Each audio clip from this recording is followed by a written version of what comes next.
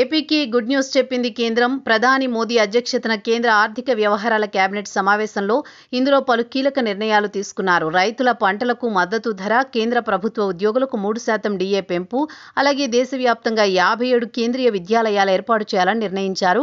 అందులో 8 తెలుగు రాష్ట్రాలకు కేటాయించారు. తెలంగాణకు 4, ఏపీకి 4 కేంద్రీయ విద్యాలయాలను మంజూరు చేస్తూ నిర్ణయం తీసుకున్నారు. దీనిపై తెలుగు రాష్ట్రాల నుంచి హర్షాతిరేకాలు వ్యక్తమవుతున్నాయి.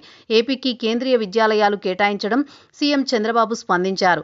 మోదీతో పాటు కేంద్ర విద్యాశాఖ మంత్రి ధర్మేంద్ర ప్రధాన్లకు ధన్యవాదాలు తెలిపారు.